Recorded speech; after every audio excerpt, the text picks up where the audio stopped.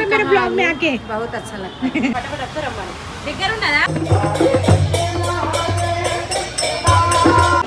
ये इधर के बारे में तुम्हें पता कैसे चला? बोलो सुभद्रा मैया की।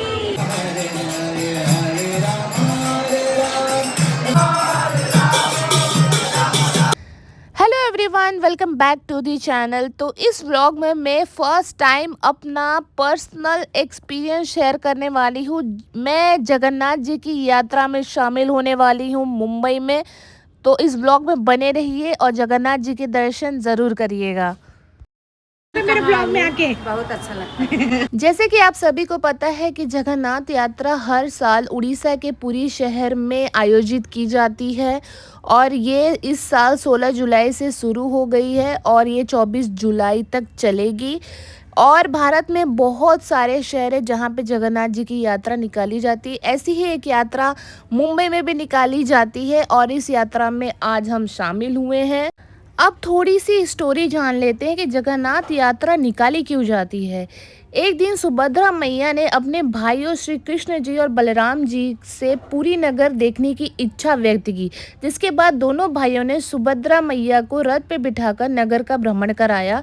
इस दौरान तीनों अपने मौसी के घर यानी गुड़ीचा मंदिर भी गए, जहां पर उनका भव्य स्वागत हुआ। इसी के बाद से हर साल आषाढ़ मास की शुक्ल पक्ष की द्वितीय तिथि को जगन्नाथ मंदिर से गुड़ीचा मंदिर तक जगन्नाथ जी, बलभद्र जी और सुभद्रा जी की यात्रा निकाली जाती है। एक और स्टोरी भी है इस यात्रा से जुड़ी। भगवान जगन्नाथ मां लक्ष्मी को बिना बताए अपने भाई और बहन के साथ अपने मौसी के घर गए थे। जब इस बारे में देवी को पता चला तो वो खुद भी गुड़ीचा मंदिर पहुंच गई और गुस्से में जगन्नाथ जी के रथ नंदी घोष का एक पहिया तोड़ दिया। इसके बाद भगवान जगन्नाथ ने मां लक्ष्मी को रसगुल्ले खिलाकर उनकी नाराजगी को दूर किया। ये इधर के बारे में तुम्हें पता कैसे चला? मैं वो ग्रुप में हूँ ना, स्मॉल ग्रुप में, तो मुझे अपडेट आता है। हमारी माता जी है, उन्होंने अपडेट दिया। ऐसी मान्यता है कि इस विश्व प्रसिद्ध रथ यात्रा के साक्षात दर्शन करने से 1000 यज्ञों के बराबर पुण्य की प्राप्ति होती है। जो व्यक्ति रथ पर विराजमान वामन भगवान जगन्नाथ के दर्शन कर लेता है, उनका इस संसार में पूर्ण जन्म नहीं होता, अर्थात उसे मोक्ष की प्राप्ति हो जाती है। भगवान विष्णु ने जब वामन अवतार लिया था तब उन्होंने 3 पग में तीनों लोक नाप लिए थे। रथ पर बैठे हुए जगन्नाथ जी उसी वामन रूप का स्मरण कराते हैं, जो अपने भक्तों के उद्धार के लिए मंदिर की 4 दीवारी छोड़कर स्वयं चलकर आते हैं। भगवान जगन्नाथ जी की मूर्ति अन्य सभी देवी देवताओं से अलग है। उनके हाथ अधूरे हैं, पैर नहीं है और आंखें बड़ी बड़ी चकाडोला है। इसके पीछे भी एक पौराणिक कथा है। दरअसल प्राचीन काल में मालवा के राजा इंद्रगुम्न, जो कि विष्णु जी के बहुत बड़े भक्त थे, वह एक समुद्र में एक विशाल लकड़ी तैरते हुए उन्हें दिखाई दी, जिससे उन्होंने जगन्नाथ जी, बलभद्र जी और सुभद्रा जी की मूर्ति बनवाने का फैसला किया। कहा जाता है कि मूर्तियों को बनाने के लिए देवताओं के शिल्पकार विश्वकर्मा खुद धरती पर आए थे, लेकिन उन्होंने एक शर्त रखी थी कि वह एक बंद कमरे में मूर्तियां बनाएंगे और जब तक उनका काम पूरा नहीं हो जाता तब तक कमरे के अंदर कोई भी नहीं आएगा। लेकिन एक दिन राजा को मूर्तियां देखने की बड़ी इच्छा हुई और उन्होंने कमरे का दरवाज़ा खुलवा दिया, जिसके बाद विश्वकर्मा ने मूर्तियां नहीं बनवाई, वे अधूरी रह गई। इसके बाद उन अधूरी मूर्तियों को ही मंदिर में स्थापित करवा दिया गया।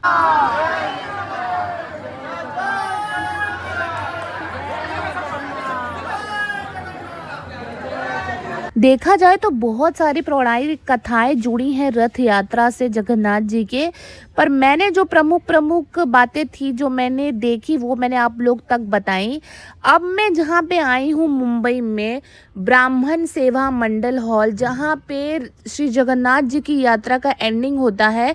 यहाँ कितने साल से मनाई जाती है? यहाँ पे 3 साल से मनाई जाती है। इस साल विट्ठल मंदिर से इस यात्रा की शुरुआत हुई थी, जो कि गोखले रोड, मोतीलाल ओसवाला से होते हुए धान मिल, सामना प्रेस, खेड़ गली, केजी मार्ग, भवानी शंकर रोड से होते हुए एंडिंग हुई ब्राह्मण सेवा मंडल में।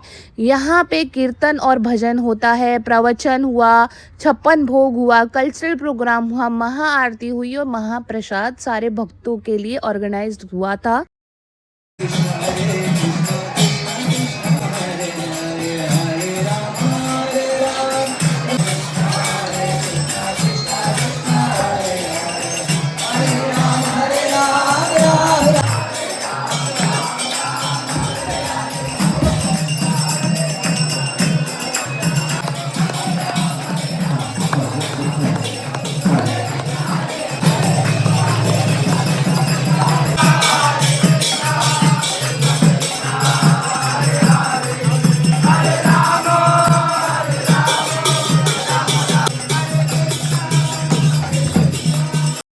इतने सुंदर से नैन नक्श वाले प्रभु को देख के तो मैं एकदम से अलग ही दुनिया में जा चुकी थी और पूरा हॉल हरे रामा हरे कृष्णा से गूंज उठा था।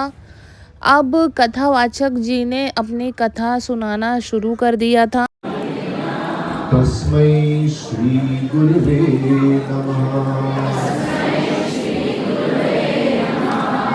नमः ओम विष्णुपादाय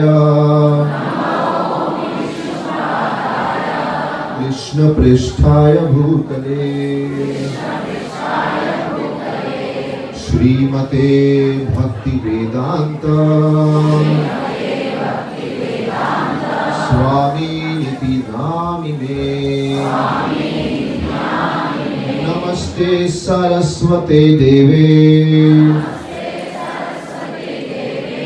गौरवाणी प्रचारिणे प्रभु नित्यानंद श्री अद्वैत गदाधर श्रीवासादि गौर भक्त वृंद। हरे कृष्णा हरे कृष्णा। भगवान श्री कृष्ण और श्रीमती राधा रानी के बीच का वार्तालाप है और उसमें बात आती है कि एक भौतिक जगत में बद्ध जीव को भगवान की कृपा कैसे प्राप्त होती है, और उसमें बात आती है कि भगवान का एक रूप है परोक्ष, जिसको हम अपनी आंखों से नहीं देख सकते। भगवान अपने धाम में है, स्थित है। भौतिक जगत के लोगों को वहां पे कोई एक्सेस नहीं है। फिर वही भगवान इस सृष्टि के अनेक प्रयोजन को लेकर अवतार लेती, और उसमें एक बाधा है आपका प्राइड, जिसके बारे में हम बात करेंगे। और दूसरी बाधा हम सबको जो फेस आए, जो पल पल नाम जपाए, बोलो हरे कृष्णा कृष्णा कृष्णा हरे हरे।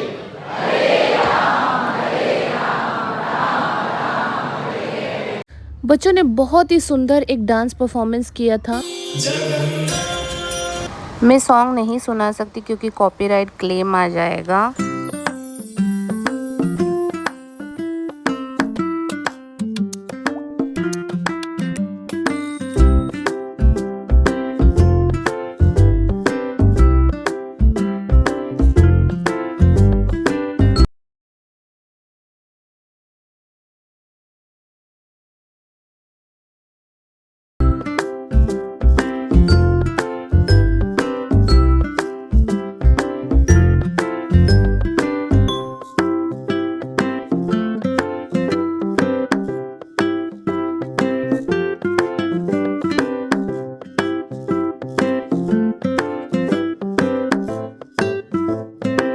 बहुत ही सुंदर तरीके से बच्चों ने इस डांस को हमारे सामने प्रेजेंट किया और ये बच्ची ने अकेले इतने लोगों के सामने, भगवान के सामने इतना सुंदर डांस किया। मैं देख के बहुत ही खुश हुई। कल्चरल प्रोग्राम के बाद यहाँ पे प्रभु जी की महाआरती शुरू हो गई। हरे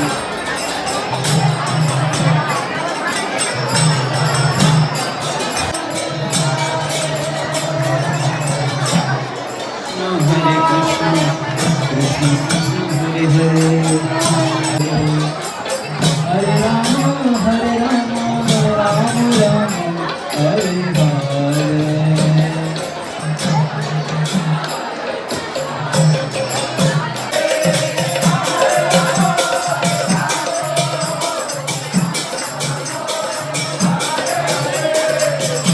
सो इस वीडियो का एंड करते हैं महाप्रसाद के साथ। Thank you so much for watching this video and next time visit ज़रूर करना। Bye bye.